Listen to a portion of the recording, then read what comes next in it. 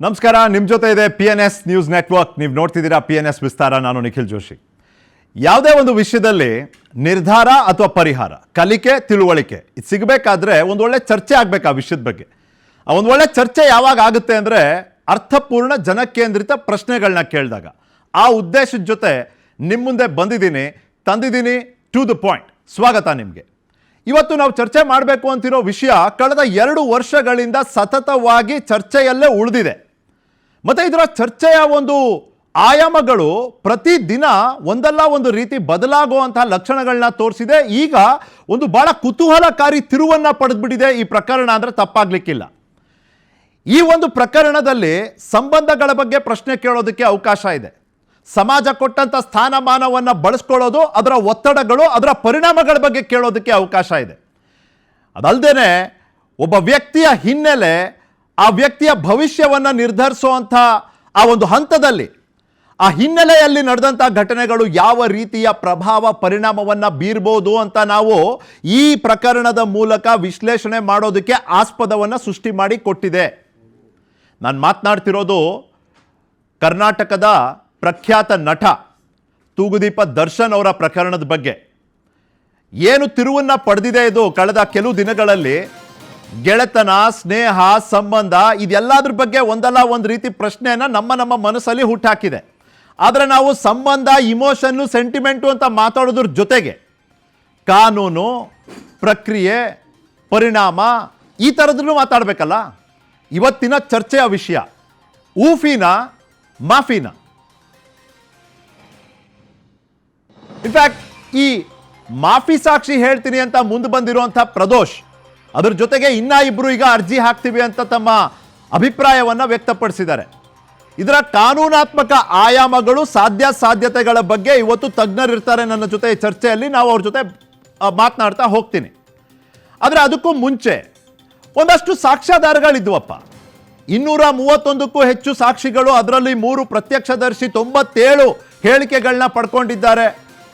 8 ನಿರ್ದಿಷ್ಟವಾದ ಈ ಪ್ರಕರಣಕ್ಕೆ ಸಂಬಂಧಪಟ್ಟಂಥ ಫೋಟೋಗಳು, CCTV ಫುಟೇಜ್ ಇದೆ, ಕಾಲ್ ಡೇಟಾ ರೆಕಾರ್ಡ್ ಇದೆ, 650 ಪೇಜ್ಗಳ ವರದಿ. ಒಟ್ಟಾರೆ ನೋಡಿದ್ರೆ 5200ಕ್ಕೂ ಜಾಸ್ತಿ ಪುಟಗಳಿರುವಂಥ ಒಂದು ಚಾರ್ಜ್ ಶೀಟ್.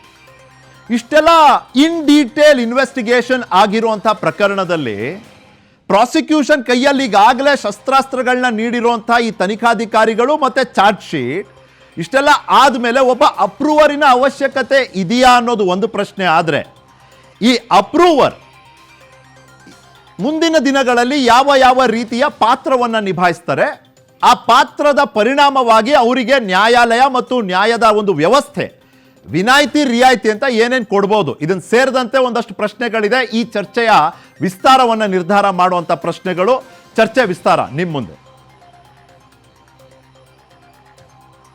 ಮೊದಲನೇದಾಗಿ ಚರ್ಚೆ ವಿಸ್ತಾರದಲ್ಲಿ ನಾವು ಪ್ರಶ್ನೆಗಳು ಈ ಚರ್ಚೆಯ ವ್ಯಾಪ್ತಿಯನ್ನು ನಿರ್ಧರಿಸುವಂಥ ಪ್ರಶ್ನೆಗಳಾಗಿರ್ತವೆ. ಈ ಚರ್ಚೆಯ ವ್ಯಾಪ್ತಿಯನ್ನು ನಿರ್ಧರಿಸುವಂಥ ಪ್ರಶ್ನೆಗಳನ್ನ ನಮ್ಮ ಸ್ಕ್ರೀನ್ ಮೇಲೆ ನಾವು ನೋಡಬೇಕಾಗ್ತದೆ. ಮೊದಲನೇದಾಗಿ, ಆರೋಪಿ ಮಾಫಿ ಸಾಕ್ಷಿ ಹೇಳಲು ಮುಂದಾದ ಕೂಡಲೇ ಖಚಿತವಾಗಿ ತನ್ನ ಶಿಕ್ಷೆಯ ಪ್ರಮಾಣ ಕಡಿಮೆ ಆಗುತ್ತಾ? ನಾರ್ಮಲಿ ಒಬ್ಬ ಆರೋಪಿ ಅಪ್ರೂವರ್ ಆಗಿ ಅಥವಾ ಮಾಫಿ ಸಾಕ್ಷಿ ಹೇಳ್ತೀನಿ ಅಂತ ಮುಂದಾದಾಗ ಅವರಿಗೆ ಮೊದಲನೇ ಪ್ರೋತ್ಸಾಹನೆ ಎಲ್ಲಿಂದ ಸಿಗ್ತದೆ ಅಂದರೆ, ನಾನು ನಿಜವನ್ನು ಹೇಳಿಬಿಟ್ರೆ ನನ್ನ ಶಿಕ್ಷೆ ಕಡಿಮೆ ಆಗ್ಬೋದು, ನನಗೆ ಬೇಲ್ ಸಿಗಬಹುದು, ನನ್ನ ಶಿಕ್ಷೆಯ ಅವಧಿಯಲ್ಲಿ ಒಂದು ಗಣನೀಯವಾದ ಇಳಿಕೆ ಆಗ್ತದೆ ಅನ್ನೋ ಒಂದು ಆಕಾಂಕ್ಷೆ, ಆಸೆ ಜೊತೆಗೆ ಅವರು ಅಪ್ರೂವರ್ ಆಗೋದಕ್ಕೆ ಒಪ್ತಾರೆ ಕೂಡ. ಅಫ್ಕೋರ್ಸ್ ಅವ್ರು ಇಲ್ಲಿವರೆಗೂ ಅನುಭವಿಸಿರುವಂಥ ಕಷ್ಟ ಆ ನಿರ್ಧಾರವನ್ನು ಮಾಡಲಿಕ್ಕೆ ಅವ್ರನ್ನ ಒಂಚೂರು ತಳ್ಳಿರ್ಬೋದು ಮುಂದೆ. ಆದರೂ ಭವಿಷ್ಯದ ಒಂದು ಚಿಂತನೆ ಜೊತೆಗೆ ಇದು ಒಪ್ಪಿಸ್ತದೆ ಅಂತ. ಇನ್ನು ನ್ಯಾಯಾಲಯವು ಇಂದು ಮಾಫಿ ಸಾಕ್ಷಿ ವಿಷಯದಲ್ಲಿ ದರ್ಶನ್ ಪರ ವಕೀಲರ ವಾದ ಆಲಿಸಬೇಕಿಲ್ಲ ಅಂತ ಹೇಳಿರೋದು ಮೇಲ್ನೋಟಕ್ಕೆ ದರ್ಶನ್ಗೆ ಹಿನ್ನಡೆ ಆಯ್ತಾ? ಯಾಕೆ ನ್ಯಾಯಾಲಯ ಈ ರೀತಿ ಹೇಳಿರ್ಬೋದು ಅಂತ ಕೂಡ ಚರ್ಚೆ ಅವಧಿಯಲ್ಲಿ ನಾನು ಹೇಳ್ತಾ ಹೋಗ್ತೀನಿ. ಒಬ್ಬರಿಗಿಂತ ಹೆಚ್ಚು ಆರೋಪಿಗಳು ಮಾಫಿ ಸಾಕ್ಷಿ ಹೇಳಲು ಮುಂದಾದರೆ ಯಾರ ಹೇಳಿಕೆ ಪಡಿಬೇಕೆಂದು ನಿರ್ಧರಿಸೋದಕ್ಕೆ ಮಾನದಂಡ ಏನು? ಈಗಾಗಲೇ ನಾನು ನಿಮಗೆ ಹೇಳಿದೆ, A14 ಆಗಿರುವಂಥ ಪ್ರದೋಷ್, A8 ಆಗಿರುವಂಥ ರವಿಶಂಕರ್ ಮತ್ತು A10 ಆಗಿರುವಂಥ ವಿನಯ್, ಈ 3 ಮಂದಿ ನಾವು ಮಾಫಿ ಸಾಕ್ಷಿ ಹೇಳಲಿಕ್ಕೆ ಮುಂದಾಗ್ತೀವಿ ಅಂತ ಹೇಳ್ತಾರೆ. ಆದರೆ ಇವತ್ತು ಅರ್ಜಿ ನ್ಯಾಯಾಲಯದ ಮುಂದೆ ಬಂದಿದ್ದ ಅರ್ಜಿ ಪ್ರದೋಷದ ಮಾತ್ರ. ಇನ್ನು ಘಟನಾ ಕ್ರಮ ಹೇಗಿದೆ? ಮೊದಲಿಗೆ ಹೇಳಿಕೆಯನ್ನ ನ್ಯಾಯಾಲಯವು ಒಪ್ಪಿದ ನಂತರವೇ ಮಾಫಿ ಸಾಕ್ಷಿಯ ದರ್ಜೆ ಸಿಗುತ್ತಾ ಪ್ರದೋಷಿಗೆ. ಯಾಕೆ ಕೇಳ್ತೀನಿ ಅಂದರೆ, ಇವತ್ತು ಮಾಫಿ ಸಾಕ್ಷಿ ನಾ ಹೇಳ್ತೀನಿ ಅಂತ ಮುಂದಾಗಿ ಅಪ್ರೂವರ್ ಅನ್ನೋ ಒಂದು ದರ್ಜೆಯನ್ನು ಪಡೆದ ಕೂಡಲೇ ಒಪ್ಪಕ್ಕೆ ಆಗದೆ ಇರೋವಂಥ ಒಂದಷ್ಟು ಹೇಳಿಕೆಯನ್ನು ನೀಡಿಬಿಟ್ರೆ ಅವಾಗ ಅವ್ರು ಅಪ್ರೂವರ್ ಅಂತ ಆಗ್ಬಿಟ್ಟಿರ್ತಾರಲ್ಲ, ಅವಾಗ ಏನಾಗ್ತದೆ? ಹಾಗಾಗಿ ಮೊದಲಿಗೆ ಅವರು ಕೊಡುವಂಥ ಹೇಳಿಕೆಯನ್ನು ಪರಿಗಣಿಸಿ ಅದನ್ನು ಪ್ರಾಸಿಕ್ಯೂಷನ್ ಮತ್ತು ತನಿಖಾ ತಂಡ ಈ ಎರಡರ ಮುಂದೆನೂ ಅದನ್ನು ಇಟ್ಟು ಅದರ ನಂತರ ಇದ್ರ ಬಗ್ಗೆನೇ ಒಂದು ವಾದ ವಿವಾದ ಚರ್ಚೆ ನಡೆದು ನ್ಯಾಯಾಲಯದಲ್ಲಿ ಅದಾದಮೇಲೆ ನ್ಯಾಯಾಧೀಶರು ಇವರನ್ನ ಅಪ್ರೂವರ್ ಅಂತ ಒಪ್ತಾರ. ಪ್ರಶ್ನೆಗಳು 16. ಇದನ್ನು ಚರ್ಚೆ ಮಾಡಲಿಕ್ಕೆ ನನ್ನ ಜೊತೆ ವಕೀಲರು ಬಾಲನ್ ಅವರಿದ್ದಾರೆ, ಅಫ್ತಾಬ್ ಅವರಿದ್ದಾರೆ. ಅಫ್ತಾಬ್ ಅವರು ಪ್ರದೋಷ್ ಪರ ಮಾತಾಡ್ತಾರೆ. ಗಣೇಶ್ ಕೇಸರ್ಕರ್ ಅವರಿದ್ದಾರೆ, ನಿಮಗೆಲ್ಲ ಗೊತ್ತಿರೋ ಹಾಗೆ ಅವರು ನಟರು, ಕನ್ನಡ ಚಲನಚಿತ್ರ, ಕನ್ನಡ ಮನರಂಜನಾ ಲೋಕದಲ್ಲಿ ಗೊತ್ತಿರುವಂಥ ವ್ಯಕ್ತಿ. 3 ಜನಕ್ಕೆ ಸ್ವಾಗತವನ್ನು ಕೋರ್ತಾ ನಾನು ಬಾಲನ್ ಅವ್ರ ಕಡೆಯಿಂದ ಶುರು ಮಾಡೋಣ. ಸರ್, ಈಗ ನಾನು ಅಪ್ರೂವರ್ ಆದ ತಕ್ಷಣ ಗ್ಯಾರಂಟಿ ಇದೆಯಾ ಸರ್? ಈಗ ನನಗೆ ನನ್ನ ಶಿಕ್ಷೆ ಕಡಿಮೆ ಆಗ್ಬಿಡ್ತದೆ ಅಥವಾ ಆ ಒಂದು ಪ್ರಮಾಣ ಏನಿತ್ತು ಅದು ಕಡಿಮೆ ಆಗ್ಬಿಡ್ತದೆ, ಈ ಥರದ ಒಂದು ಗ್ಯಾರಂಟಿ ಇರುತ್ತಾ ಅವರಿಗೆ? ಯಾರು ಮಾಫಿ ಸಾಕ್ಷಿ ಹೇಳೋದಕ್ಕೆ ಮುಂದಾಗ್ತಾರೆ? ಅದೇ ಈ ಅಪ್ರೂವರ್ ಅಂದರೆ ಅಪ್ರೂವ್ಮೆಂಟ್. ಅಪ್ರೂವ್ ಅಂದರೆ ಪ್ರಾಸಿಕ್ಯೂಷನ್ ತನಿಖೆ ಮಾಡಿರೋದು ಸರಿ, ಅಪ್ರೂವ್ ಕೊಡೋದೇ ಅದು. ಇದನ್ನು ಹಿಸ್ಟ್ರಿ ಕೂಡ ತಿಳ್ಕೊಬೇಕಾಗತ್ತೆ. ಇದನ್ನು 1881ನೇ ಇಸ್ವಿಯಲ್ಲಿ ಬ್ರಿಟಿಷ್ನವರು ಇದನ್ನು ತರ್ತಾರೆ, ಈ ಅಪ್ರೂವರ್ ಕಾನ್ಸೆಪ್ಟು. ಅದು ಆಮೇಲೆ 1882, 1898, 1973 ಕಾನೂನಲ್ಲಿ 306, 307 ಆಫ್ CRPC ಅಪ್ರೂವರು. ಈಗ 243 BNSS ಬದಲಾವಣೆ ಆಗ್ತಾನೇ ಇದೆ. ಸೆಕ್ಷನ್ ನಂಬರ್ಗಳು ಚೇಂಜ್ ಆಗುತ್ತೆ. ಬಟ್ ಕಾನ್ಸೆಪ್ಟ್ ಇದು 306, 307 CRPC ಇದ್ದಿದ್ದು BNSS ಅಲ್ಲಿ 343, 344 ಆಯ್ತು ಸರ್. Yes sir, please. ಈಗ ಕಾನ್ಸೆಪ್ಟ್ ಒಂದೇ, ನಂಬರ್ಗಳು ಬದಲಾವಣೆ ಆಗಿದೆ. ಬಟ್ ಇದು ಅಪ್ರೂವರ್ ಅನ್ನೋದು ನನ್ನ ಪ್ರಕಾರ it is unfair judicial system argument. Sir, ಯಾವುದೋ ಒಂದು ಪ್ರಕರಣ ಬಹಳ ಮಿಸ್ಟೀರಿಯಸ್ ಆಗಿದೆ ಸರ್, ನಮಗೆ ಕ್ಲಿಯರ್ ಕಟ್ ಆಗಿ ಕ್ಲಿಂಚಿಂಗ್ ಎವಿಡೆನ್ಸ್ ಅಂತೀವಲ್ಲ ನಾವು, ನಿರ್ಧಾರ ಪರಿಣಾಮಕಾರಿ ಎವಿಡೆನ್ಸ್ ಸಿಗ್ತಾ ಇಲ್ಲ ನಮಗೆ. ಅವಾಗ ಆ ಗುಂಪಲ್ಲಿ ಇರೋರೇ ಒಬ್ಬರು ಬಂದು ಹಿಂಗಾಯ್ತು ಅಂತ ಹೇಳ್ಬಿಟ್ರೆ ತಪ್ಪಾಗುತ್ತೆ. ಅದು article 21 right to life, article 22 fair trial. This is not a fair trial. This is unfair trial. Unfair for who, sir? Unfair for the society. Unfair for everyone. ಈಗ ಏನಾಗ್ತಾ ಇದೆ, ಈಗ NIA ಅಂದು ಒಂದು ತನಿಖೆ ಸಂಸ್ಥೆ ಇದೆ. ಅದರಲ್ಲಿ 4 ಜನ ಮೇಲೆ ಕೇಸ್ ಫಿಕ್ಸ್ ಮಾಡ್ತಾರೆ. 5ನೇ ಅವನ್ನ ತಂದು ಇಡ್ತಾರೆ. ಅವನ್ನ ಮೋಟಿವೇಟ್ ಮಾಡಿ ಅಪ್ರೂವರ್ ಮಾಡ್ತಾರೆ. ದಿ ಅಪ್ರೂವರ್ಶಿಪ್ ಅನ್ನೋದೇ ಇದು. You don't stand on your own leg. ನಿನ್ನ ಕಾಲಲ್ಲಿ ನೀನು ನಿಂತ್ಕೊಳ್ಳೋಕ್ಕಾಗ್ತಾ ಇಲ್ಲ, ನಿನ್ನ ತನಿಖೆ ಮೇಲೆ ನಿನಗೆ ನಂಬಿಕೆ ಇಲ್ಲ. ಅದರಿಂದ ಈ ಕಾನ್ಸೆಪ್ಟ್ ನಾನು ನೋಡಿದ್ದೀನಿ ನನ್ನ ಅನುಭವದಲ್ಲಿ. ಬರೀ ನನ್ನ ತನಿಖೆ ಬಗ್ಗೆ ನನಗೆ ಮಾತ್ರ ನಂಬಿಕೆ ಅಲ್ಲ ಸರ್, ನ್ಯಾಯಾಲಯಕ್ಕೆ ನಂಬಿಕೆ ಮೂಡುವಂತ ರೀತಿಯಲ್ಲಿ ನನ್ನ ತನಿಖೆ ನಡೆದಿಲ್ಲ ಅಂದ್ರೆ, ಅಥವಾ ನ್ಯಾಯಾಲಯವನ್ನ ಒಪ್ಪಿಸುವಂತ ಸಾಕ್ಷ್ಯಾಧಾರಗಳು ನನ್ನ ಹತ್ರ ಇಲ್ಲ ಅಂದ್ರೆ, ಆ ಗುಂಪಲ್ಲೇ ಇದ್ದವನ್ ಬಾಯಲ್ಲಿ ಹೇಳಿಸ್ಬಿಡ್ತೀನಿ. ಅದನ್ನೇ ನಾನು ಹೇಳ್ತೇನೆ, ಬಿದ್ರೆ ನೋಡಿ ಅದನ್ನೇ. ಅದಕ್ಕೆ ಏನ್ ಮಾಡ್ತಾರೆ, ಒಬ್ಬನ್ನ ಫಿಕ್ಸ್ ಮಾಡ್ತಾರೆ ಮೊದಲೇ. ಕೇಸ್ ಇದೇನಾಗುತ್ತೆ ಅಂದ್ರೆ ಈ ಅಪ್ರೂವರ್ ಪ್ರಾಸೆಸ್ ಅನ್ನ ಮಿಸ್ಯೂಸ್ ಮಾಡ್ತಿದ್ದಾರೆ fully 99%. So I'll ask you another argument, sir. Dowry law misuse ಆಗುತ್ತೆ ಅನ್ನೋ ಕಾರಣಕ್ಕೆ ಲಾನ ಅಬಾಲಿಷ್ ಮಾಡೋದಾ? ಆಗಲ್ವಲ್ಲ? ಯಾವ್ದು ಬಗ್ಗೆ? ಡೌರಿ ಲಾ ಇವತ್ತು ಎಷ್ಟು ಪ್ರಕರಣಗಳನ್ನ ನಾವು ನೋಡ್ಲಿಲ್ಲ. ಸುಪ್ರೀಂ ಕೋರ್ಟ್ ಅಲ್ಲಿ ಅದನ್ನ ಮೆಲ್ಟ್ ಡೌನ್ ಮಾಡಿಬಿಟ್ರು. ಈಗ ದೌರಿ ಪ್ರೊಹಿಬಿಷನ್ ಆಕ್ಟ್ ಅಲ್ಲಿ ಎಷ್ಟು ಹಲ್ಲುಗಳಿತ್ತು ಎಲ್ಲ ಹಲ್ಲುನು ಕಿತ್ತಿದ್ದಾರೆ. ಆಯ್ತು. ಆ ರೀತಿ ಈಗ ಇದು ಪ್ರಿಡಿಕ್ಟಿವ್ ಪೊಲೀಸಿಂಗ್ ಅಲ್ಗೋರಿದಮ್.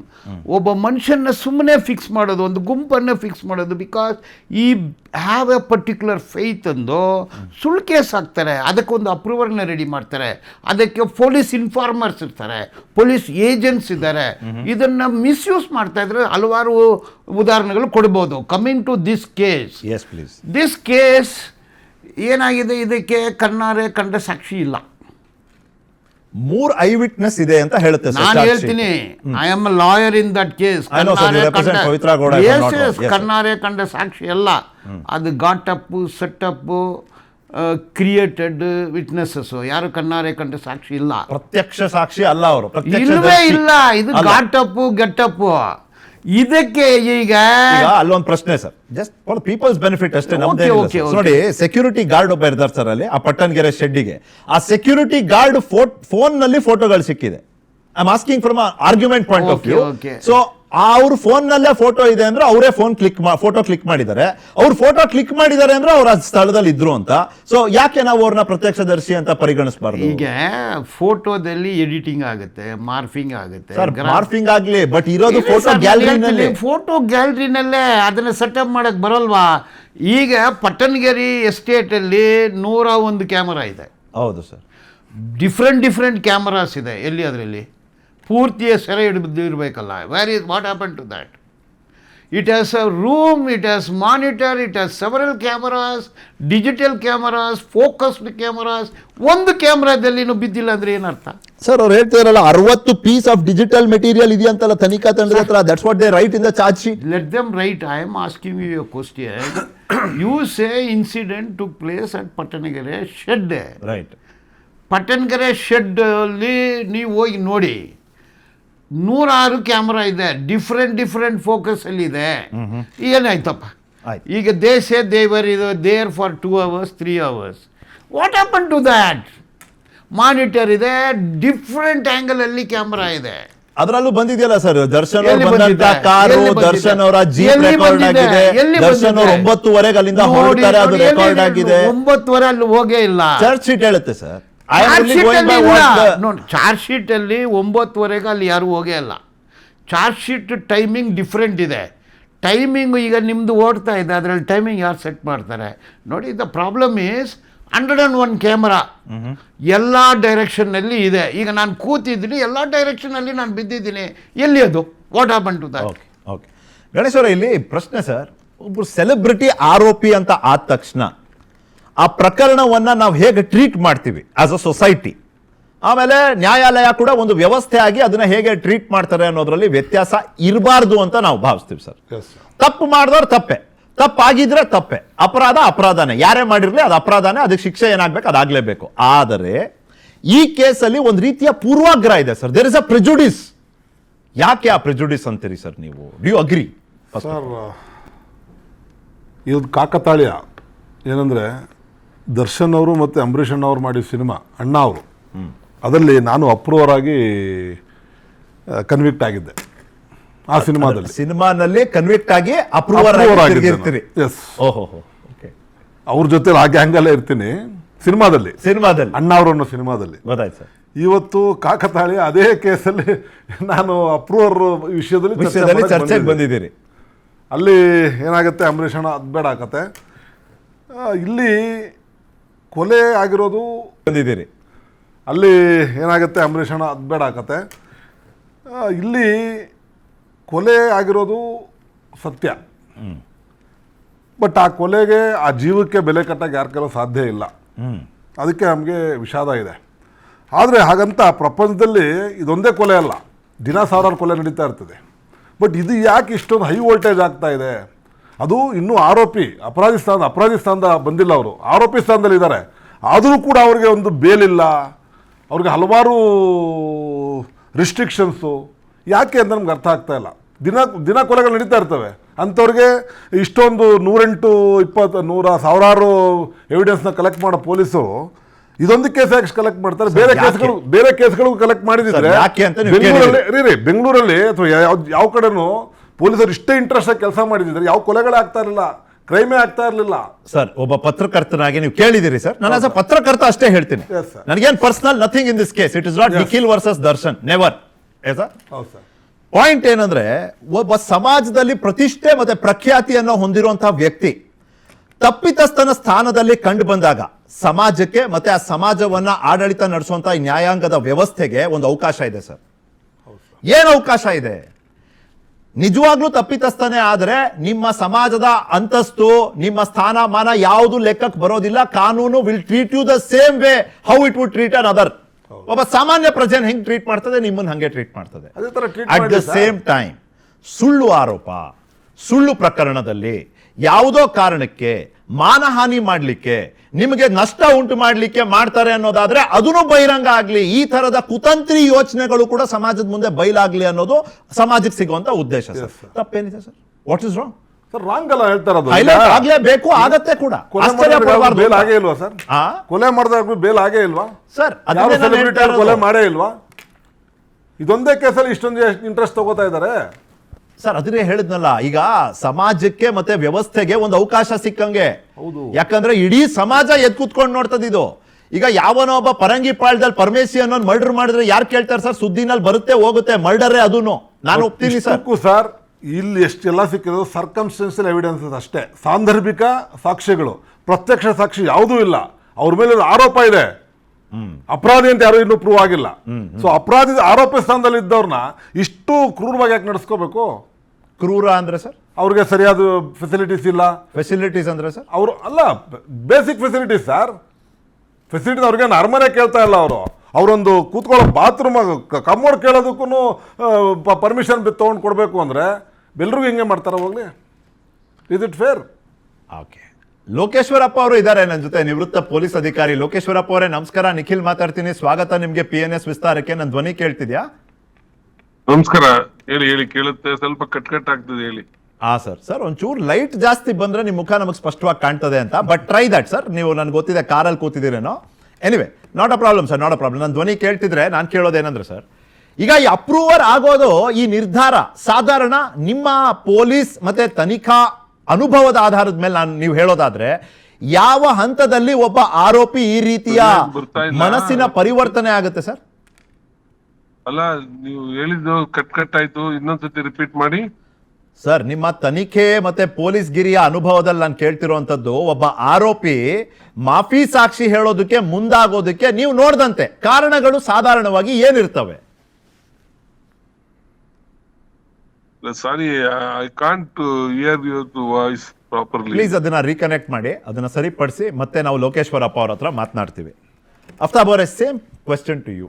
2 ವರ್ಷ ಆಯ್ತು ನೀವು ಪ್ರದೋಷ್ ಪರ ಇದ್ದೀರಿ, ಕೋರ್ಟ್ನಲ್ಲಿ ಗೊತ್ತಿಲ್ಲ, ಇಲ್ಲಂತೂ ಪ್ರದೋಷ್ ಪರ ಬಂದಿದ್ದೀರಿ ಅಂತ ಅನ್ಕೊಂಡು ಮಾತಾಡ್ತೀನಿ ನಾನು. ಯಾಕೆ 2 ವರ್ಷ ಆದ್ಮೇಲೆ ಒಂದು ಪರಿವರ್ತನೆ ಆಗೋಗುತ್ತೆ ಅಫ್ತಾಬ್?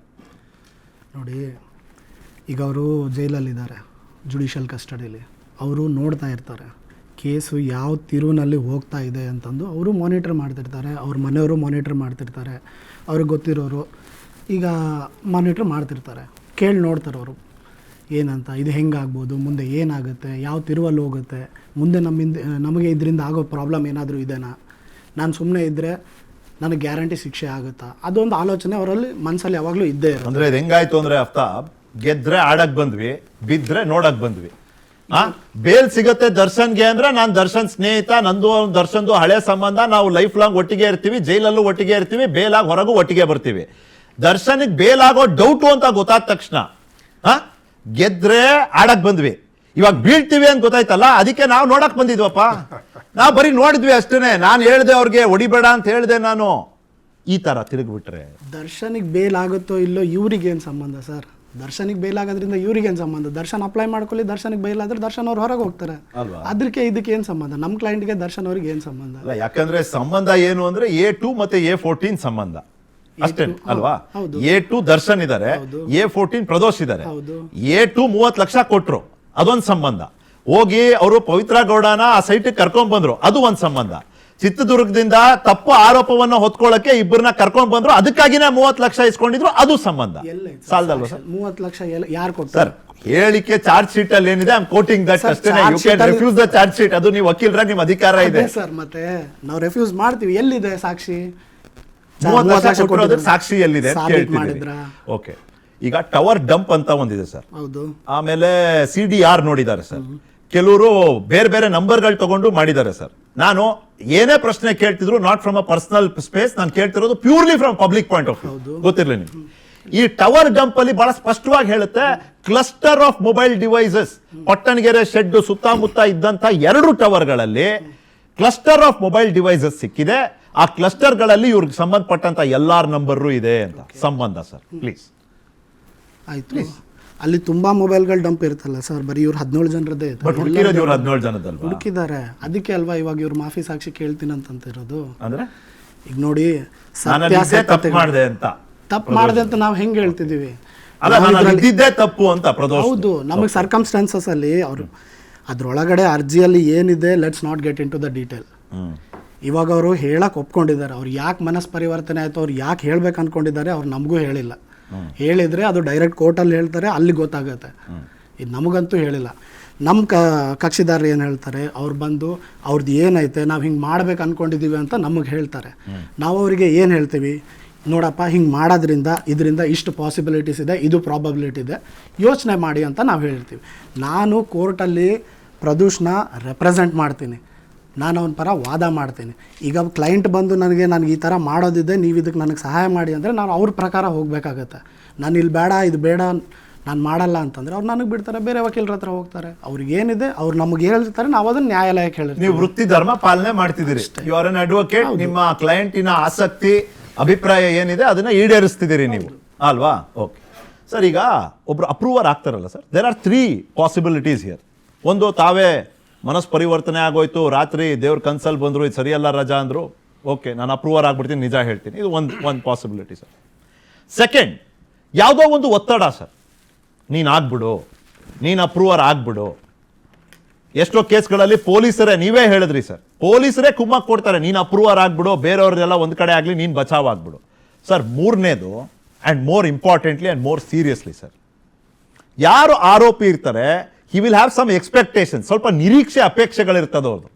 ನನಗೆ ಹಿಂಗೆ ಕೊಡಲಿ, ನನಗೆ ಹಿಂಗೆ ಮಾಡಲಿ, ನನಗಿದು ಸಿಗಲಿ ಅಂತ ಬೇಡಿಕೆ ಇಟ್ಟಿರ್ತಾರೆ. ಅದು ಆಗದೇ ಇದ್ದಲ್ಲಿ ಉಲ್ಟಾ ಹೊಡಿತಾರೆ, ಅಪ್ರೂವರ್ ಆಗಿಬಿಡ್ತಾರೆ. ಇದಕ್ಕೆ ತನಿಖೆ ಆಗಬೇಕಾ, ಅಥವಾ ಅಟ್ ದಿ ಔಟ್ಸೆಟ್ ನ್ಯಾಯಾಲಯದ ಮುಂದೆ ಹೋಗಿ ನಾನು ಮಾಫಿ ಸಾಕ್ಷಿ ಹೇಳ್ತೀನಿ ಅಂದ ತಕ್ಷಣ ಅದನ್ನು ಒಪ್ಪಿಬಿಡ್ಬೇಕಾ? ನೋಡಿ, ತನಿಖೆ ಆಗೋದಿಲ್ಲ. ಈಗ ಪ್ರಾಸಿಕ್ಯೂಷನು ಚಾರ್ಜ್ ಶೀಟ್ ಹಾಕಿದ್ದಾರೆ, ಚಾರ್ಜ್ ಫ್ರೇಮ್ ಆಗಿದೆ, ಚಾರ್ಜ್ ಫ್ರೇಮ್ ಆದಮೇಲೆ ಸಮನ್ಸ್ ಕೊಟ್ಟಿದೆ, ಟ್ರಯಲ್ಲು ಹೋಗ್ತಾ ಇದೆ. ಈಗ ಮೊನ್ನೆ ಒಂದು ಪ್ರಕರಣದಲ್ಲಿ ತೀರ್ಪು ಕೂಡ ಬಂದಿದೆ. ವಿನಯ್ ಕುಲಕರ್ಣಿ ಕೇಸಲ್ಲಿ A1 ಆರೋಪಿ, ಅವರೇ ಪಾತ್ರಧಾರಿ, ಸೂತ್ರಧಾರಿ, ಏನೇನು ದಾರಿ ಎಲ್ಲ ಅವರೇ. ಅವರು ಅಪ್ರೂವರ್ ಆದರು, ಅವ್ರಿಗೆ ಬಿಡುಗಡೆನೇ ಆಯಿತು. ಅವ್ರ ಜೊತೆಯಲ್ಲಿ ಇವ್ರು ಯಾರನ್ನ ಕರೆದುಕೊಂಡು ಹೋದ್ರು ಅವ್ರಿಗೆಲ್ಲ ಲೈಫ್ ಸೆಂಟೆನ್ಸು, ಇವ್ರಿಗೆ ಕಂಪ್ಲೀಟ್ ಬಿಡುಗಡೆನೇ ಆಯಿತು. ಸೊ ಇದು ಏನಾಗುತ್ತೆ ಅಂದರೆ ಸ್ವಾರ್ಥ, ಕೆಲವ್ರಿಗೆ ಸ್ವಾರ್ಥ ಇರ್ಬೋದು. ಇದು ಒಂದು ಮೈಂಡ್ ಸೆಟ್ ಅಂತೀನಿ. ಈಗ ನೀವು ನಾನು ಫ್ರೆಂಡ್ಸು, ಈಗ ನೀವು ಮಾಡಿದ್ದು ನಾನು ಮಾಡಿಲ್ಲ ಅಂತ ತೋರಿಸ್ಕೊಡೋದು ಇದೆಲ್ಲ, this is a mind set. It's also A psychic problem ಅಂತೀನಿ ನಾನು. ಇದನ್ನು ನಾರ್ಮಲಿ ಇದಕ್ಕೊಂದು ಏನಾದರೂ ಒಂದು ಅವಧಿ ಇದೆಯಾ ಸರ್? ನಾನು ನೋಡಿ, ಈಗ ಯಾವ್ದಾದ್ರು ಹಂತದಲ್ಲಿ ಮಾಡ್ಬೋದು.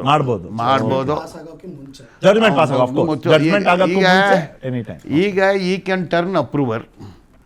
ಈಗ ಅಪ್ರೂವರ್ ಆದಮೇಲೆ ಏನಾಗುತ್ತೆ, ಈಗ ಒಂದು ಸ್ಟೇಟ್ಮೆಂಟ್ ಕೊಟ್ಟಿದ್ದಾರೆ, ಅದರಲ್ಲಿ ಅವ್ರನ್ನ ಬಿಡುಗಡೆ ಮಾಡಲ್ಲ. ಅದನ್ನು ನಮಗೆ ಎಲ್ಲ ಲಾಯರ್ಗಳಿಗೆ ಕಾಪಿ ಕೊಡಬೇಕಾಗತ್ತೆ. ಈ ಬಿಕಮ್ ಎ ವಿಟ್ನೆಸ್ ನಾವು, one of the star witness. ಇವರು ಬಾಕ್ಸ್ಗೆ ಬರಬೇಕು. ಅಲ್ಲೊಂದು ಕೇಳ್ತೀನಿ ಸರ್, ಘಟನಾ ಕ್ರಮ, ಸೀಕ್ವೆನ್ಸ್ ಆಫ್ ಇವೆಂಟ್ಸ್ ಅಂತ ನಾವು ನೋಡೋದಾದ್ರೆ ಫಸ್ಟ್ ಏನಾಗ್ತದೆ, ಈಗ ನ್ಯಾಯಾಲಯ ಪ್ರದೋಷ್ ಅವ್ರನ್ನ ನೀವು ಮಾಫಿ ಸಾಕ್ಷಿ ಹೇಳೋದಕ್ಕೆ ಮುಂದಾಗಿ ಅಂತ ಹೇಳಿದ ಕೂಡಲೇ ಅವ್ರಿಗೆ ಆ ಅಪ್ರೂವರ್ ಅನ್ನೋ ಒಂದು ದರ್ಜೆ ಸಿಕ್ಬಿಡುತ್ತಾ?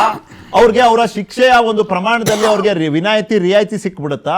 ಅವರು ಬೇಲಿಗೆ ಅರ್ಹತೆಯನ್ನ ಪಡ್ಕೊಂಡ್ಬಿಡ್ತಾರೆ. ನೋಡಿ, 2 ಕೇಸು, ಒಂದು ರುದ್ರೇಶ್ ಮರ್ಡರ್ ಕೇಸು, ಅದರಲ್ಲಿ ಬೇಲ್ ಬಿಟ್ಬಿಟ್ರು. 7 ಜನ ಅರೆಸ್ಟ್ ಮಾಡಿದ್ರು ಸರ್, ಶಿವಾಜಿನಗರ. ಹೌದು, 6 ಜನ ಅರೆಸ್ಟ್ ಮಾಡಿದ್ರು. 6ನೇ ಅವನು ಅಮಾಯಕನ್ನ ಸೆಟ್ ಮಾಡಿದ್ರು.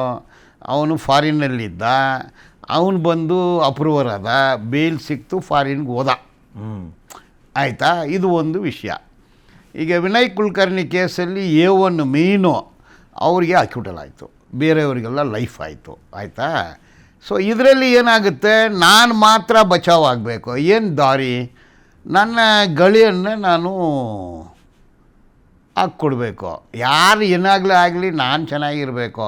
ಈ ಮನಸ್ಥಿತಿ ಇದಲ್ಲ, ಯಾರು ಏನೋ ಆಗಲಿ ನಾನು ಚೆನ್ನಾಗಿರ್ಬೇಕು. ಸರ್, ಒಂದು ಮಾತು ಹೇಳಿ,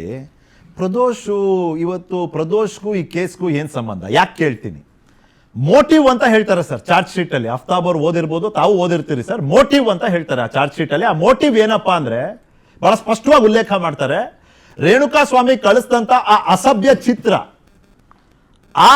ಆ ಕಾರಣಕ್ಕಾಗಿನೇ ರೇಣುಕಾ ಅವ್ರನ್ನ ಕರ್ಕೊಂಡ್ ಬಂದಿದ್ದು ಚಿತ್ರದುರ್ಗದಿಂದ, ಅವ್ರನ್ನ ಇಲ್ಲಿ ಕೂಡ್ ಹಾಕಿದ್ದು, ಅವ್ರನ್ನ ಹೊಡೆದಿದ್ದು, ಥಳಿಸಿದ್ದು, ಕಡೆಗೆ ಆ ವ್ಯಕ್ತಿ ಪ್ರಾಣನೇ ಕಳ್ಕೋಬೇಕಾಗಿದ್ದಕ್ಕೆ ಮೂಲ ಕಾರಣ ಆ ಒಂದು ಅಸಭ್ಯ ಅಶ್ಲೀಲ ಫೋಟೋ. ಸೊ ಫೋಟೋ ಕಳಿಸಿದ್ ಯಾರಿಗೆ? ಪವಿತ್ರ ಗೌಡ ಅವ್ರಿಗೆ. ಹೆಂಗೆ ಹೇಳ್ತೀರಾ ನೀವು? ಅವ್ರು Phone ನಲ್ಲಿ ಸಿಕ್ಕಿರ ಅವ್ರು- ಅವ್ರ ಫೋನ್ IP ಅಡ್ರೆಸ್ ಅವ್ರದ್ದು? ಫೋನ್ ಅಲ್ಲ ಸರ್, ಇನ್ಸ್ಟಾಗ್ರಾಮ್ ನಲ್ಲಿ ಕಳಿಸಿರೋದು. ಯಾರ್ದು ಇನ್ಸ್ಟಾಗ್ರಾಮ್ IP ಅಡ್ರೆಸ್ ಯಾರ್ದು? ಅಂದ್ರೆ ಕಳಿಸಿರೋ IP ಅಡ್ರೆಸ್ ಕೇಳ್ತಿದ್ದೀರಾ, ರಿಸೀವ್ ಆಗಿದೆ IP ಅಡ್ರೆಸ್? ಎರಡೂ ಯಾರ್ದು?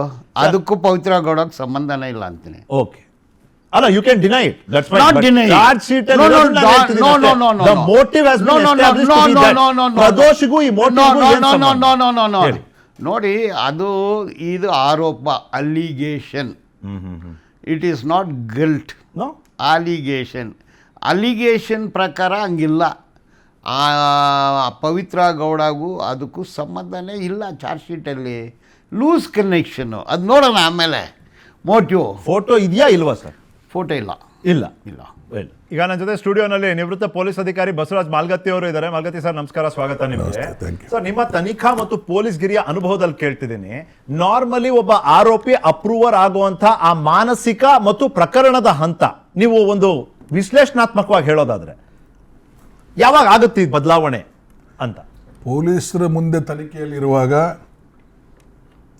ನಾವು ಯಾವ ಮನುಷ್ಯ ಸ್ವಲ್ಪ ಮೆಂಟಲಿ ವೀಕ್ ಇರ್ತಾನೆ, ಯಾವನು ಹೆದರಿಕೆ ಪುಕ್ಲು ಇರ್ತಾನೆ, ಯಾವನು ನಾವು ಹೇಳ್ದಂಗೆ ಕೇಳ್ತಾನೆ, ಯಾವನು ಪಾತ್ರ ಕಡಿಮೆ ಇರ್ತದೆ ಆ ಘಟನೆಯಲ್ಲಿ, ಅಂಥವ್ರಿಗೆ ನಾವು ಚೂಸ್ ಮಾಡ್ತೇವೆ.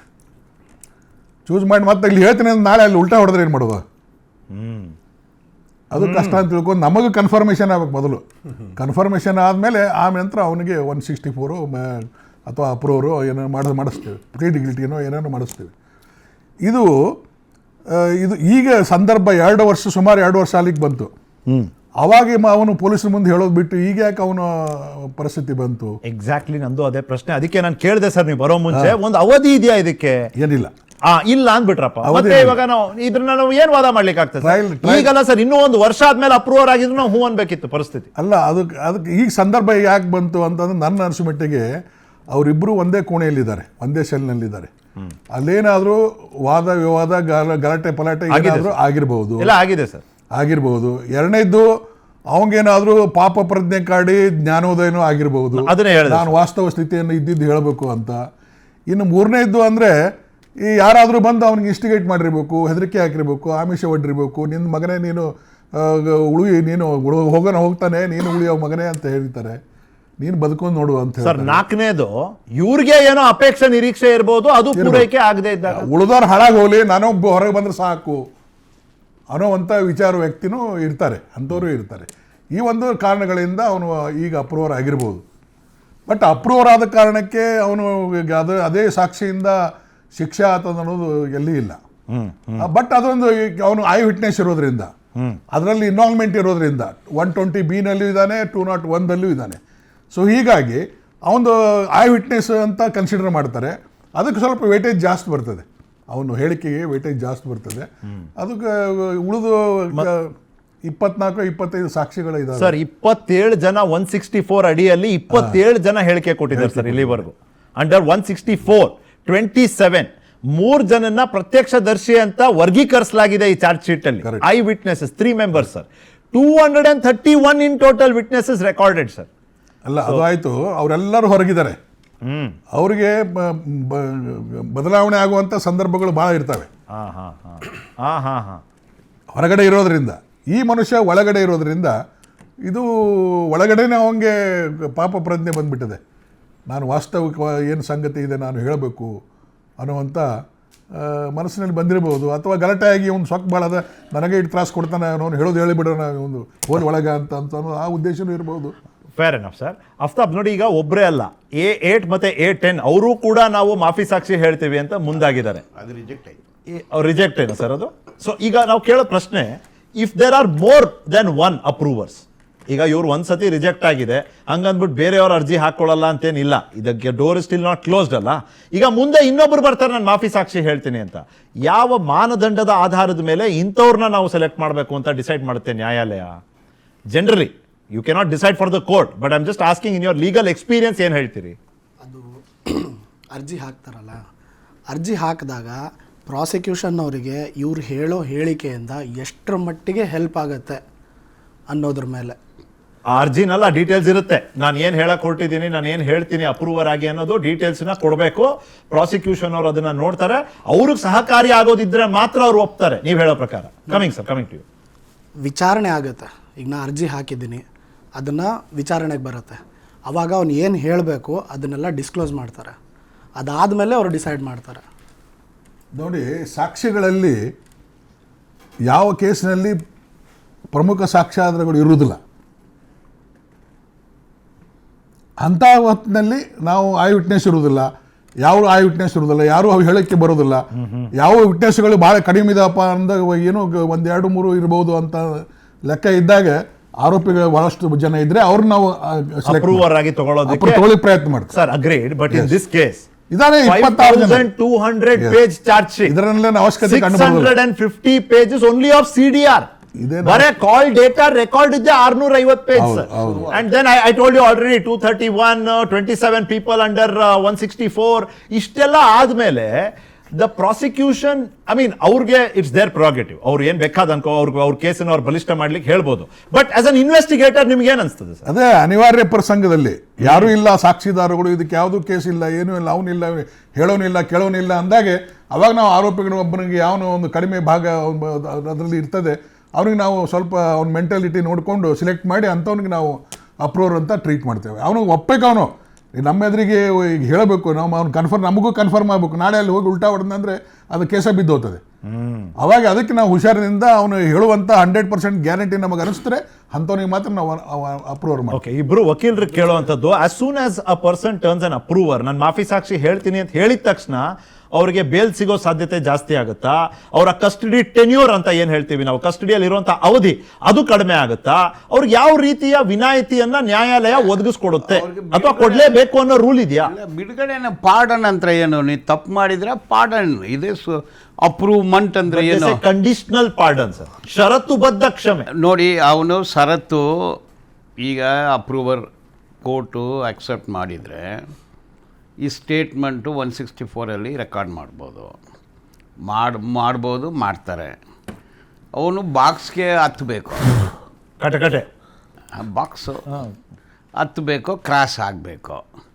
ಅವನು ಟ್ರೂತ್, ಈ ಶುಡ್ ಸ್ಪೀಕ್ ಟ್ರೂತ್ ಅಂದಿದೆ ಸೆಕ್ಷನಲ್ಲಿ 306 ಈ should speak truth, complete truth.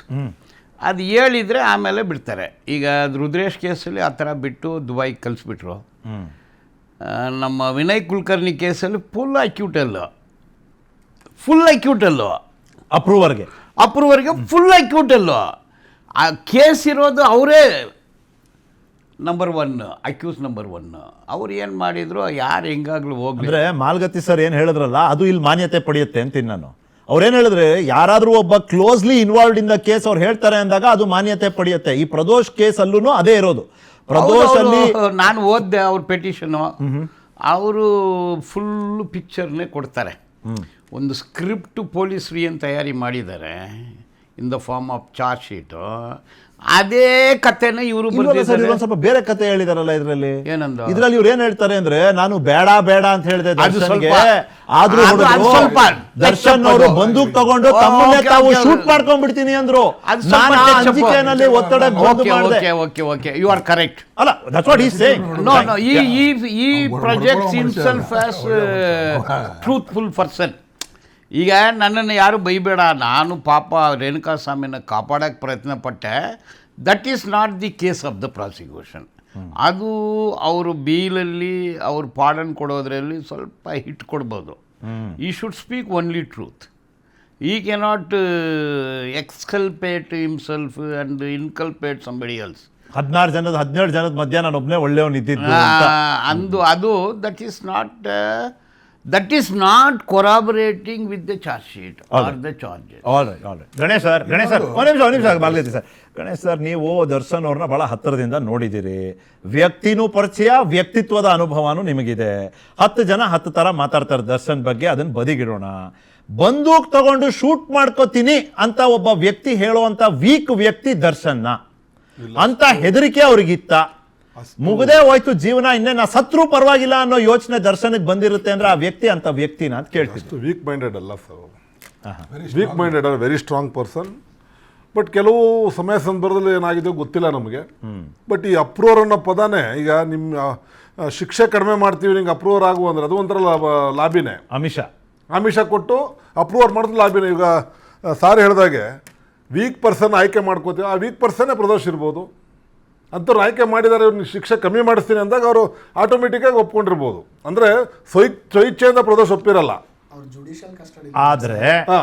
ಆದ್ರೆ ಸ್ವಇಚ್ಛೆನೋ ಅಲ್ವೋ, ಅವ್ರು ಹೇಳಿಕೆ ಕೊಡಕ್ ಬರ್ತೀನಿ ಅಂತ ಒಪ್ಪಿದ್ರೆ ಕೋರ್ಟ್ ಅದಕ್ಕೊಂದು ಅವಕಾಶ ಕೊಡಬೇಕು, ಅದನ್ನ ಕೋರ್ಟ್ ಮಾಡ್ಕೊಡ್ತಿದೆ. ಕೊಡ್ತಾ ಇದೆ, ಬಟ್ ಕೊಡ್ತಾರೆ ಅಂದ್ರೆ ಅದಕ್ಕೆ ಅವ್ರಿಗೆ ಏನಕ್ಕೆ ಬಂದೆ ಅಂದ್ರೆ ಇದೇ ಪ್ರದೋಷ್ ಅವರು ಏನಕ್ಕೆ ನಾನ್ ತಪ್ಪು ಮಾಡ್ತಿರ್ಲಿಲ್ಲ. ಪ್ರದೋಷ್ ಅವ್ರು ಹೇಳ್ತಿರೋದು, ನಾನು ಇದಕ್ಕೆಲ್ಲ ನಾನು ಸಹಕಾರ ಕೊಡ್ತಾನೆ ಇರ್ಲಿಲ್ಲ. ದರ್ಶನ್ ಅವರು ಗನ್ ತಗೊಂಡ್ ಇಟ್ಕೊಂಡ್ಬಿಟ್ರು ತಲೆಗೆ, ನಾ ಶೂಟೇ ಮಾಡ್ಕೊಂಡು ನಾ ಸತ್ತೇ ಹೋಗ್ತೀನಿ ಅಂದ್ರು ದರ್ಶನ್. ಅವ್ರ ಮೇಲೆ ಇದ್ದಂತ ಪ್ರೀತಿ ಆ ವಿಷಯ ಹೇಳಕ್ಕೆ 2 ವರ್ಷ ತಗೊಂಡ್ರ ಯೋಚನೆ ಮಾಡ್ತಿದ್ರು ಸರ್. ಇಷ್ಟು ದಿವಸ 2 ನಿಮಿಷದ ಯೋಚನೆ ಸರ್ ಅದು, ಅದನ್ನ ಹೇಳಕ್ 2 ವರ್ಷ ಬೇಕಾ ಸರ್? ಅಲ್ಲ ಅಂದ್ರೆ ಅವತ್ತಿನ ದಿನ ಅವ್ರಿಗೆ ಹೇಳ್ಬೇಕಾ ಬೇಡವಾ ಅನ್ನೋ ಗೊಂದಲ ಇತ್ತು ಪಾಪ. ಎಲ್ರೂ ಸೇರಿ ಒಟ್ಟಿಗೆ ಬೇಲ್ ತಗೊಂಡು ಎಲ್ರು ಕೈ ಹಿಡ್ಕೊಂಡು ಜೈಲಿಂದ ಹೊರಗೆ ಹೋಗೋಣ ಅನ್ನೋ ಭಾವನೆ ಇವತ್ತೇನಾಗೋಯ್ತು ಗಣೇಶ್ ಸರ್, ಇವತ್ತೇನಾಗೋಯ್ತು ಅವ್ರಿಗೆ ಗೊತ್ತಾಗೋಗಿದೆ. 1 ವರ್ಷ ದರ್ಶನ್ ಅವರು ಬೇಲ್ಗೆ ಅಪ್ಲೈ ಮಾಡಂಗಿಲ್ಲ, ಸುಪ್ರೀಂ ಕೋರ್ಟ್ ಆರ್ಡರ್ ಮಾಡ್ಬಿಡ್ತು.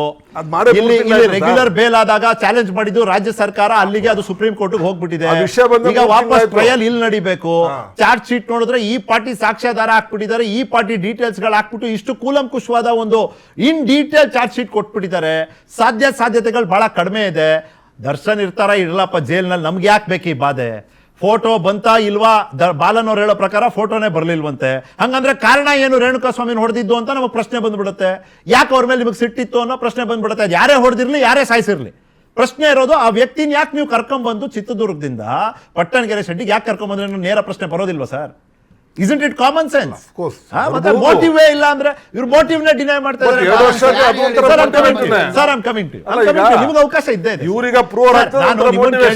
ದರ್ಶನ್ ಅವರ ಪರ್ಸನಾಲಿಟಿ, ಅವರ ಒಂದು ಆಲೋಚನೆಯ ವಿಧಾನದ ಬಗ್ಗೆ, ಅವ್ರು ಗನ್ ಇಟ್ಕೊಂಡು ಶೂಟ್ ಮಾಡ್ಕೊಳ್ಳೋಂತ ಸಂದೇ ಇಲ್ಲ, 100% ಇಲ್ಲ ಸರ್. ಆ ತರದ್ದು ಆಮಿಷ ಒಡ್ಡಿರಲ್ಲ ಅವರು, ಆ ತರದ್ದು ವೀಕ್ ಮೈಂಡೆಡ್ ಅಲ್ಲ, ಈಸ್ ವೆರಿ ಸ್ಟ್ರಾಂಗ್ ಪರ್ಸನ್. ಹಾಗನ್ಬಿಟ್ಟು ಇದನ್ನ ಈ ಕೃತ್ಯ ಮಾಡಿದಾರೆ ಅಂತಲ್ಲ, ಸ್ಟ್ರಾಂಗ್ ಅಂತ ಕೃತ್ಯ ಮಾಡಿದಾರೆ ಅಂತಲ್ಲ, ಏನೋ ಒಂದು ಸುಳ್ಳು ಅಂದ್ರೆ ಕ್ರೂರಿ ಅಂತ ಅಲ್ಲ ಹೇಳ್ತಾ ಇರೋದು. ಕ್ರೂರಿ ಅಂತೂ ಅಲ್ಲ. ಯಾಕಂದ್ರೆ ಅವರು ಸೆಟ್ಟಲ್ಲಿ ಸುಮಾರು ಜನಕ್ಕೆ ಹೆಲ್ಪ್ ಮಾಡಿದ್ದಾರೆ. ಅವ್ರು ಚೆನ್ನಾಗಿದ್ದಾಗ ಅವ್ರ ಹತ್ರ ಹೆಲ್ಪ್ ತಗೊಂಡ್ರು ತುಂಬಾ ಜನ ಇದ್ದಾರೆ. ಹೀಗಿರುವಾಗ ಅವ್ರನ್ನ ಕ್ರೂರಿ ಅಂತ ಹೆಂಗೆ ಹೇಳ್ತೀರಾ? ಯಾರು ಅವರ ಕ್ರೂರತನವನ್ನ ರೇಣುಕಾಸ್ವಾಮಿ ವಿಷಯದಲ್ಲಿ ಅವರು ಯಾರು ಕಂಡಿಲ್ಲ. ಅಲ್ಲಿನ ಸರ್ಕಮ್ಸ್ಟೆನ್ಸ್ ಎವಿಡೆನ್ಸ್ ಅನ್ನು ನೋಡ್ಕೊಂಡು ಅವ್ರ ಮೇಲೆ ಆರೋಪ ಮಾಡಿದ್ದಾರೆ ಅಷ್ಟೇ. ಅಲ್ಲ, ಒಳ್ಳೆತನದ 1-2 ಉದಾಹರಣೆ ಇದೆ ಅಂದ್ರೆ ಆ ವ್ಯಕ್ತಿ ಯಾವತ್ತೂ ತಪ್ಪೇ ಮಾಡಲ್ಲ ಅಂತ ಅನ್ಕೊಳ್ಳೋದನ್ನು ಅಷ್ಟು ಸರಿಯಲ್ಲ ಅಂತ ಸರ್. ಈಗ ಜನ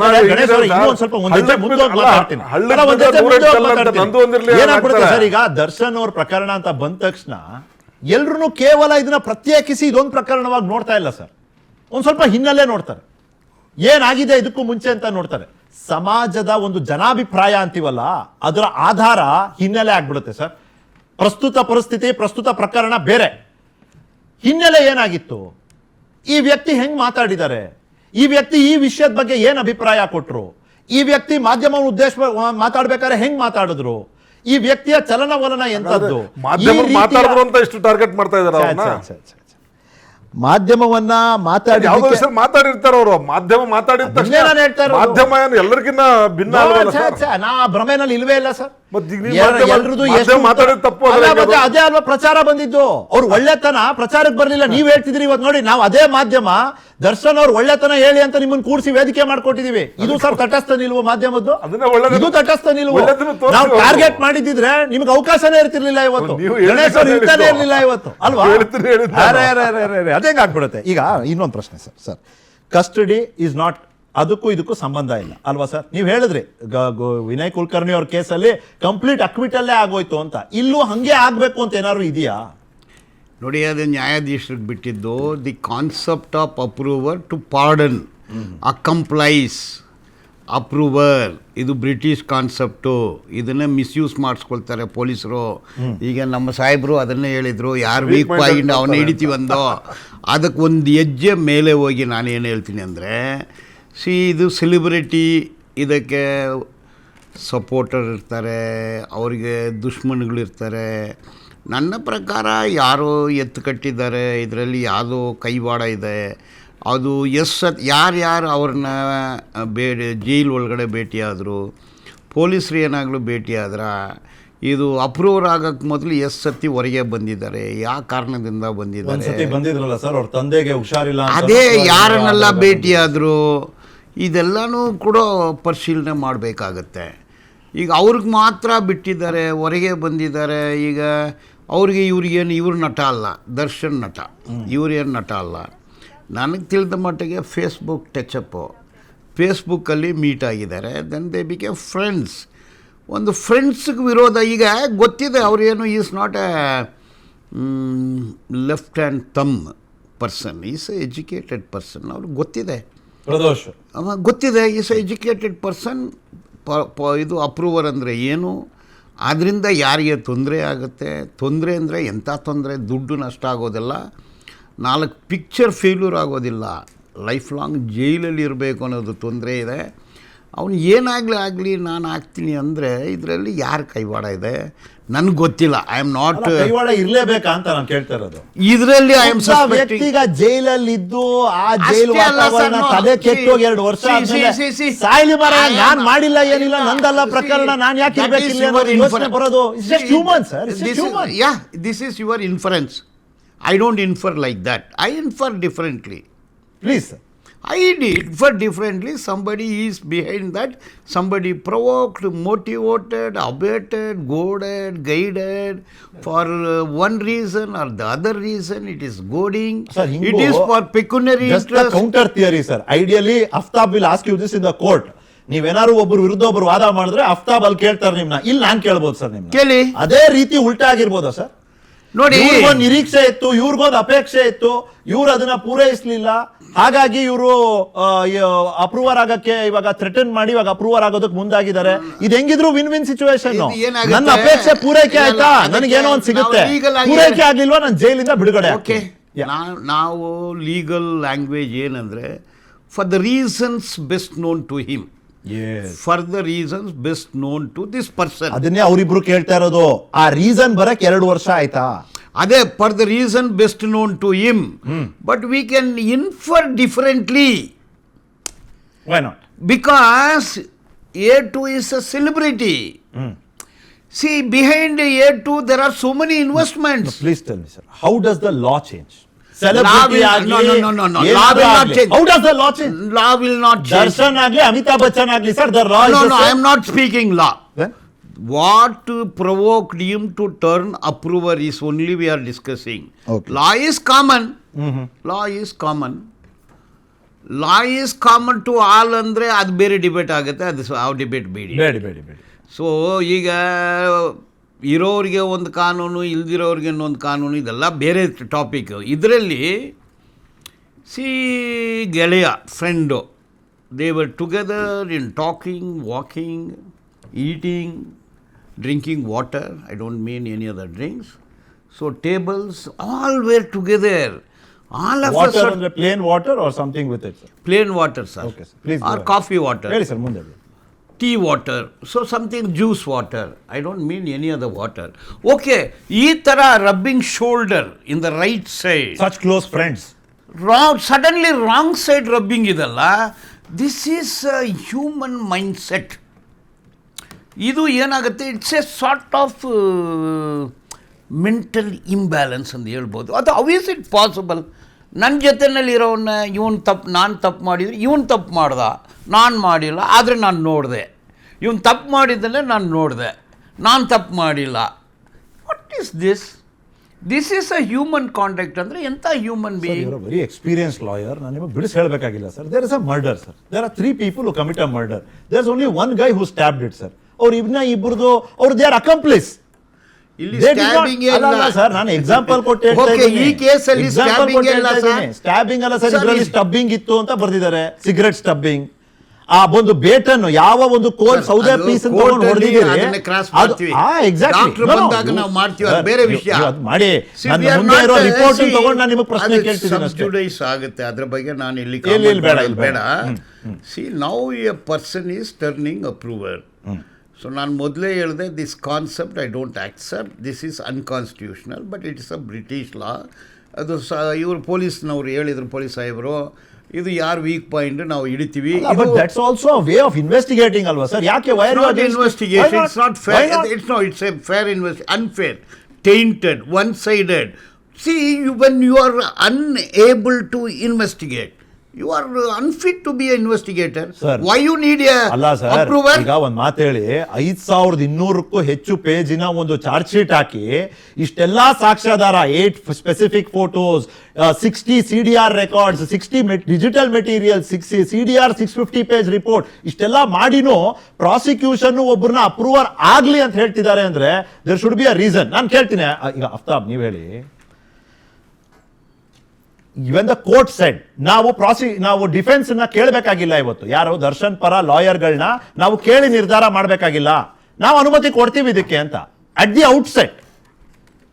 ಔಟ್ಸೆಟ್ ಇದು ದರ್ಶನಿಗೆ ಹಿನ್ನಡೆ ಆಯ್ತಲ್ವಾ ಅಂತ. ಸರ್, ನಾವು ಹೆಂಗೆ ಡಿಸೈಡ್ ಮಾಡಕ್ಕೆ ಬರುತ್ತೆ ಸರ್?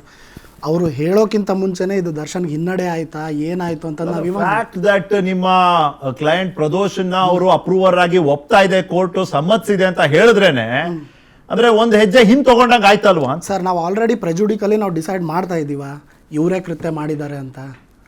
ನಾವು ಹೆಂಗೆ ಡಿಸೈಡ್ ಮಾಡ್ತಿದ್ವಿ? ಇವ್ರು ಹೇಳೋ ಸಾಕ್ಷಿಯಿಂದನೇ ಅವರಿಗೆ ಏನಾದರೂ ಆಗುತ್ತೆ, ಹಿನ್ನಡೆ ಆಗುತ್ತೆ. ಹೆಂಗ್ ಡಿಸೈಡ್ ಮಾಡ್ತೀವಿ ಅಂದ್ರೆ, ಈಗ ನೀವು ರೈಟಿಂಗ್ ಅಲ್ಲಿ ಕೊಟ್ಟಿದ್ದೀರಲ್ಲ ಸರ್, ಸರ್, ನಾನು writing ಹೇಳಿದೆ ಅಲ್ಲಿ ದರ್ಶನ್ಗೆ ಬೇಡ ಅಂತ ನಾನು ದರ್ಶನಿಗೆ ಹೇಳಿದೆ ಅಂತ ನೀವೇ ಹೇಳಿದಿರ ಸರ್. ಆಮೇಲೆ ಏನಿದೆ, ನೀವ್ ಹೇಳಿದಿರ, ಅವರೇ ಹೊಡೆದಿದ್ದಾರಂತಿದ್ದೇನಾ ಸರ್? ಅದು ನೋಡಿ, ಈ ಗ್ಯಾಪ್ ಅಲ್ಲೇ ನೀವು ಲಾಯರ್ಗಿರಿ ತೋರಿಸ್ತಾರೆ.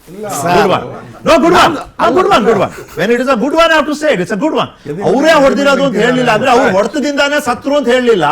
ಆದ್ರೆ ಹೇಳಿದ್ದೇನು ಅಂದ್ರೆ, ದರ್ಶನ್ ಅವ್ರಿಗೆ ನಾ ಹೇಳ್ದೆ ಬೇಡ ಅಂತ ಹೇಳ್ದೆ, ಆದ್ರೂ ಹೊಡೆದ್ರು, ಬಟ್ ಅವ್ರು ಹೊಡೆತದಿಂದ ಸತ್ರ ಅಂತ ನೀವು ಕೇಳ್ತೀರಿ. ಈ ಪ್ರಶ್ನೆಗೆ ಆಸ್ಪದ ಇದೆ. Very well please. ಆಮೇಲೆ ನಾವು ಅವಾಗಿಂದ ಡಿಸ್ಕಸ್ ಮಾಡ್ತಿದ್ವಿ, ಎಲ್ಲರೂ ಕೇಳ್ತಿದ್ದಾರೆ 2 ವರ್ಷ ಬೇಕಾಯ್ತಾ ಅಂತ.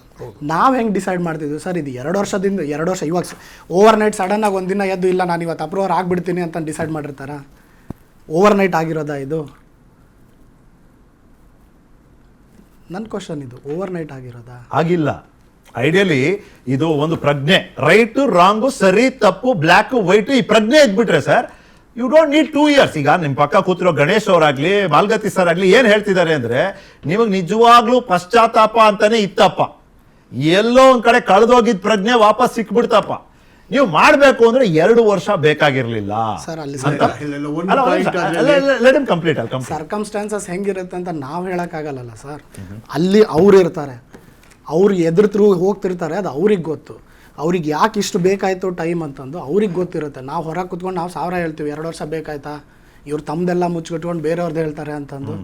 ಅಲ್ಲಿ ಈಗ ಬಿಲೀವ್ ಮಾಡ್ತಾರೆ, ಈಗ ಅಕ್ಯೂಸ್ ಪರ್ಸನ್ಸ್ ಎಲ್ಲರೂ ಬಿಲೀವ್ ಮಾಡ್ತಾರೆ. ಇನ್ ಕೇಸ್ ಅವ್ನು ಸುಳ್ಳು ಹೇಳ್ತಿದ್ದಾನೆ, ತಂದು ಮುಚ್ಚಿಟ್ಕೊಂಡು ಉಳಿದವ್ರದ್ದು ಎಲ್ಲದು ಹೇಳ್ತಿದ್ದಾರೆ ಅಂದ್ರೆ ಅವ್ರು ಕ್ರಾಸಿಗೆ ಬರ್ತಾರಲ್ಲ, ಕ್ರಾಸಿಗೆ ಬಂದಾಗ ಅವ್ರು ಪ್ರೂವ್ ಮಾಡ್ಕೋಬೇಕು ಇವ್ರು ಸುಳ್ಳು ಹೇಳ್ತಿದ್ದಾರೆ ಅಂತ. ಆಯ್ತು, ಆಸ್ ಸೂನ್ ಆಸ್ ಇವರು ಅಪ್ರೂವರ್ ಆದ ತಕ್ಷಣ ಆರೋಪಿ ಆಗೋದು ನಿಲ್ಸ್ಬಿಡ್ತಾರ ಅಂದ್ರೆ, ಆ ಒಂದು ಇವತ್ತು ಈಸ್ ಅನ್ ಅಕ್ಯೂಸ್ಡ್, ಆರೋಪಿ ಇದಾರೆ ಇವತ್ತು.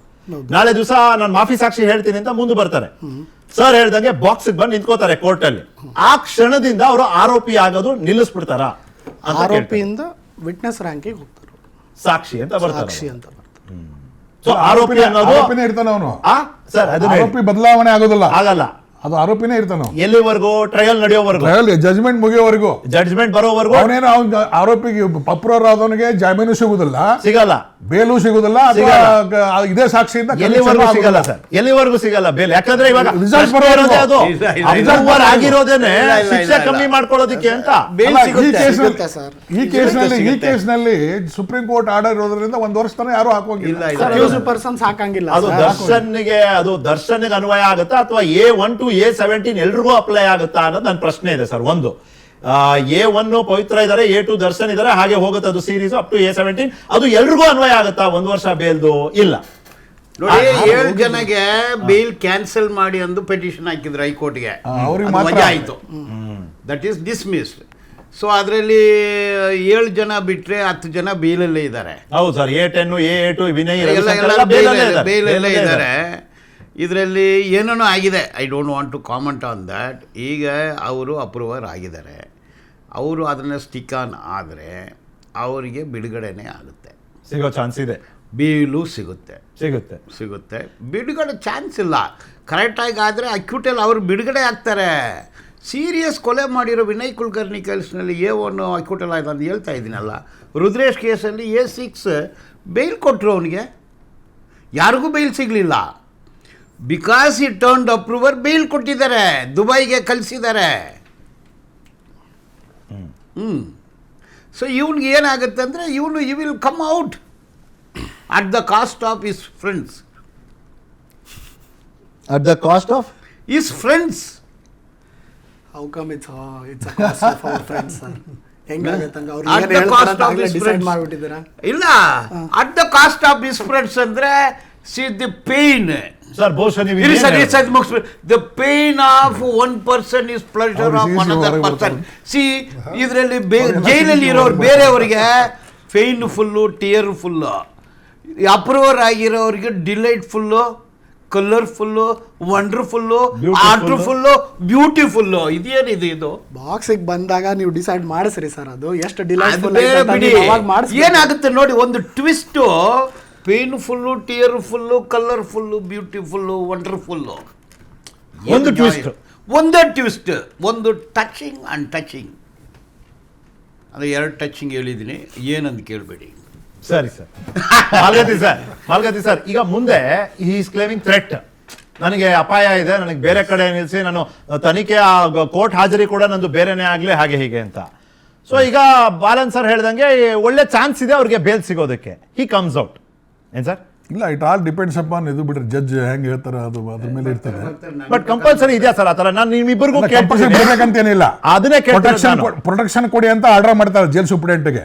ಅವನಿಗೆ ಸ್ಪೆಷಲ್ ಪ್ರೊಟೆಕ್ಷನ್ ಕೊಡಿ, ಅವ್ನಿಗೆ ಥ್ರೆಟ್ ಇದೆ ಅಂತ ಏನಾದ್ರು ಅರ್ಜಿ ಕೊಟ್ರೆ, ಅವನೇನಾದ್ರೂ ಸೂಪ್ರಿಡೆಂಟ್ಗೆ ಅರ್ಜಿ ಕೊಟ್ರೆ, ಜೈಲ್ ಒಳಗಿನ ಕತೆ ಸರ್ ನೀವು ಹೇಳ್ತೀರಾ? ಒಳಗಿಂದ ಹೇಳ ನಾನು.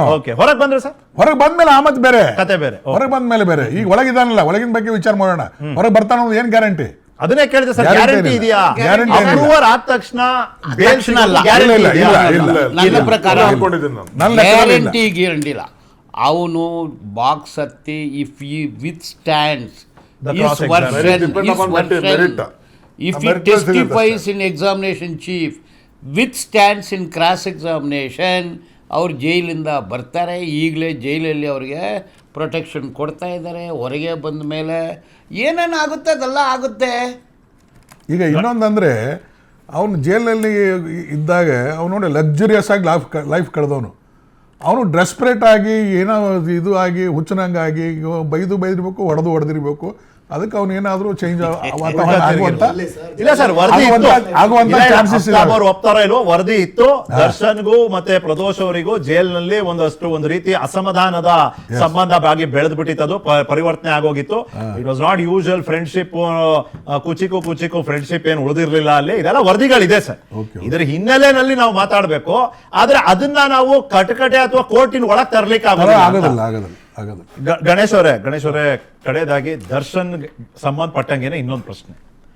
ಅವ್ರು ಹೇಳಿದ್ರು, ನಾನು ಬೇಡ ಅಂದೆ ದರ್ಶನ್ಗೆ, ಆದ್ರೂ ದರ್ಶನ್ ನಿಲ್ಲಿಸ್ಲಿಲ್ಲ. ಗನ್ ತಗೊಂಡು ಶೂಟ್ ಮಾಡ್ಕೊಂಡ್ಬಿಡ್ತೀನಿ ಅಂದ್ರು, ನಾನ್ ಮಾಡ್ತೀನಿ. ಸಾಕ್ಷಿ ನಾಶದ ಆರೋಪ ಇರೋದು ಇದೇ ಪ್ರದೋಷ್ ಮೇಲೆ. ಇದು ಮೂರನ್ನು ಹಿಂಗ್ ಸೇರಿಸ್ತೀರಿ ನೀವು?